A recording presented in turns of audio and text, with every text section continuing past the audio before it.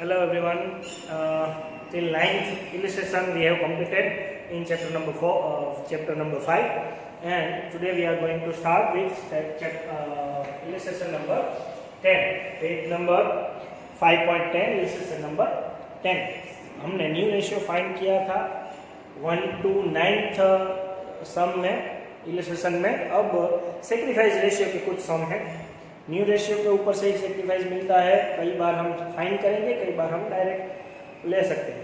ए और B are partners sharing profits in the ratio of 3:1. Okay, old ratio A और B 3:1 वो जो ratio है ओल्ड रेशियो है.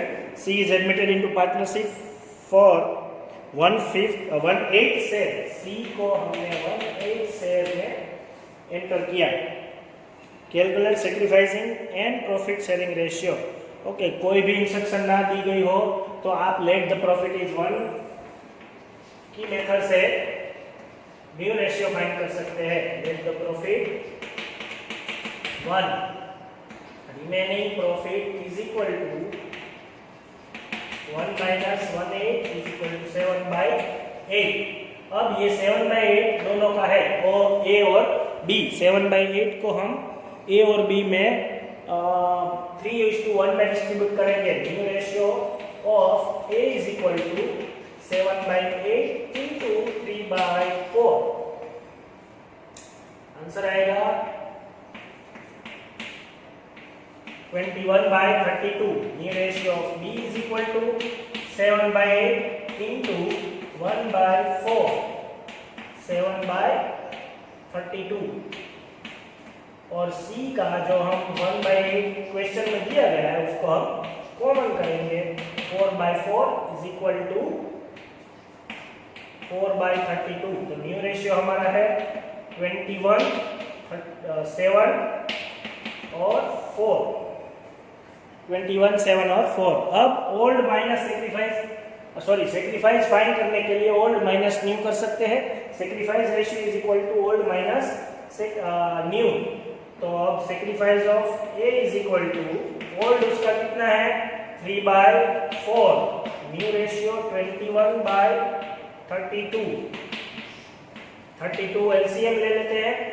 8 आएगा एलसीएम, तो 8 into 3 24 minus 21 is equal to 3/34. Sacrifice of B is equal to उसका old ratio है 1/4 और उसका न्यू रेशियो है 7/32. ओके, 32 एलसीएम ले लेते हैं. 8 into 1 8 minus 7 is equal to 1/32.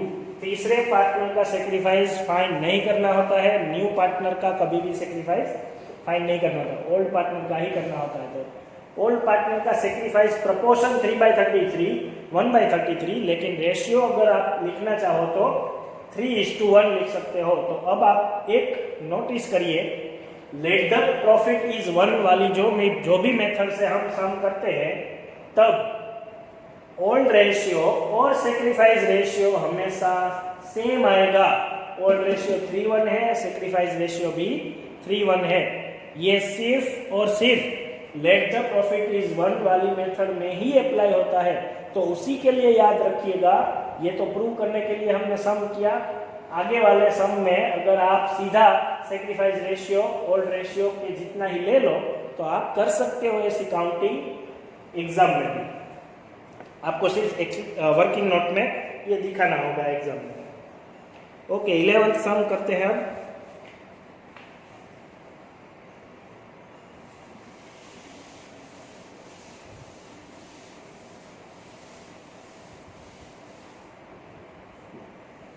A and B are partners sharing profit in the ratio of 3:2. A and B sharing profit 3 and 2. C is admitted into partnership. New profit sharing ratio among A, B, C 5:3:2. Okay, सिर्फ आपको new ratio, ये old है, new ratio भी दिया है A, B, C 5:3:2. तो old ratio भी दिया है, न्यू रेशियो भी दिया है. आपको सिर्फ सेक्रीफाइस रेशियो फाइंड करना है. Sacrifice of A is equal to old minus new. 3/5 minus 5/10. 10 को एलसीएम ले लो. 6 minus 5 1/10. Old 3 sacrifice of B is equal to old 2/5 minus 3/10. 10 LCM ले लो और 2 into 4 minus 1/10 मतलब sacrifice ratio 1/1 और C का तो फाइंड करना होता नहीं है 1/1. ओके, इसमें इक्वल आएगा sacrifice. Okay, some number 12. X, Y, Z are partners sharing profit and loss in the ratio of 7:5. X and Y are partners sharing profit and loss in the ratio of 7:5. X और Y 7 और 5. यहाँ पे सम number 12. They admit Z as a new partner who acquires 1/12 share from X, 1/12 from X, and 1/6 share from Y. 1/6 share from Y. From दिया गया है आपको. From अगर दे तो वो सीधा सेक्रीफाइस होता है. ये प्रपोर्शन ही सेक्रीफाइस है, तो ओल्ड माइनस सेक्रीफाइस करके आप न्यू रेशियो फाइंड कर सकते हैं. New ratio of X is equal to old 7/12 minus 1/12 is equal to 6/12, and new ratio of Y is equal to 5/12 minus 1/6 is equal to 12 को common ले लो. 5 minus 2 3/12 sacrifice हो गया 6:3. ये न्यू रेशियो हो गया 6:3, पर उसमें Z का भी ऐड करना होगा. Z का शेयर आपको दिया गया नहीं है, तो आप कैसे फाइंड करोगे? जो भी सेक्रीफाइस कर रहे हैं दोनों, उसका टोटल ही Z को मिलेगा. मतलब X जो सेक्रीफाइस कर रहा है वो 1/12, Y जो सेक्रीफाइस कर रहा है वो 1/6. इन दोनों को टोटल कर दो तो Z का न्यू रेशियो मिल जाएगा, क्योंकि ये दोनों जो सेक्रीफाइस कर रहे हैं वही वो Z को मिलेगा. 12 कॉमन ले लो तो 1 plus 2 3/12, तो न्यू रेशियो आएगा 6:3:3. इसमें आपको सेक्रीफाइस रेशियो भी बोला है. सेक्रीफाइस रेशियो जब हम लिखते हैं तो उसको हम प्रपोर्शन में लिखते हैं, तो इसमें डिनोमिनेटर कॉमन नहीं है. 1/12:1/6 है, तो प्रपोर्शन में लिखने के लिए एलसीएम लेना पड़ेगा, और एलसीएम आएगा यहाँ पे 12, मतलब 2:1. 12 एलसीएम ले लिया हमने. 1 और 2 ये आएगा. यहाँ पे 2 करना पड़ेगा सिर्फ. 1:2. ये सेक्रीफाइस रेशियो है और ये न्यू रेशियो है 6:3:3. क्लियर? 13th क्वेश्चन हमारा.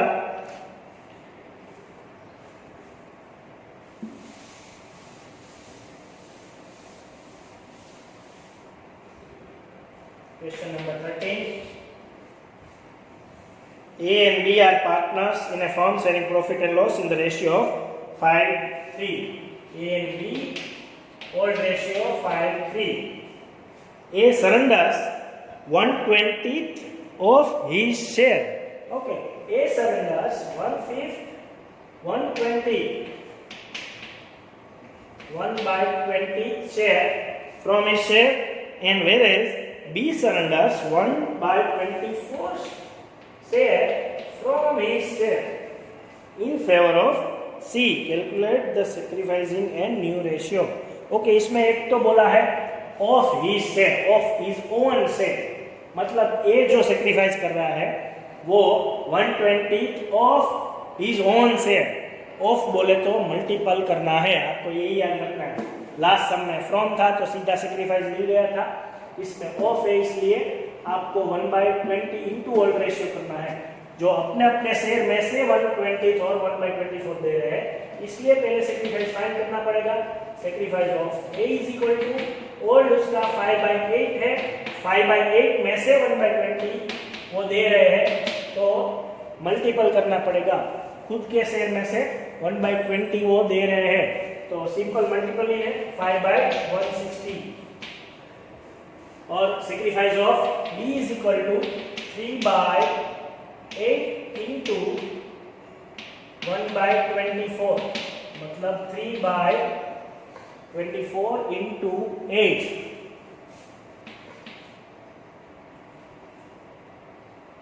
192। ये जो है वो सेक्रीफाइस मिला हमें।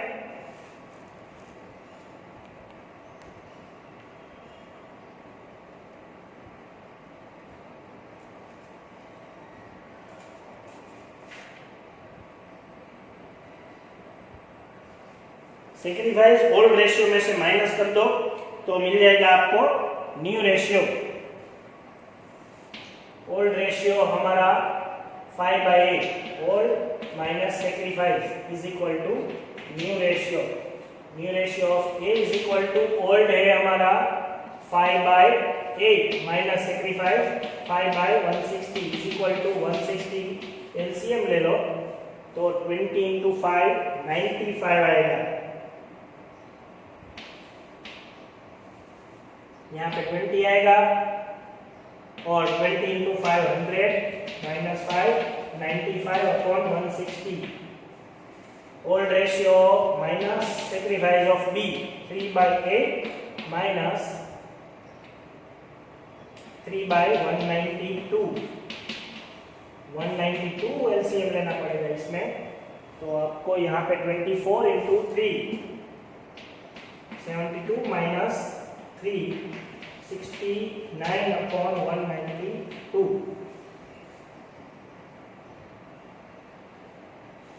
और थर्ड पार्टनर जो है हमारा C, को आप कॉमन कर लिए, दोनों सेक्रीफाइस का टोटल कर लेना है 160 प्लस 3/192। इसको आप सिर्फ कॉमन कर लिए। इसको आप कट भी कर सकते हो। 5 3/16 24।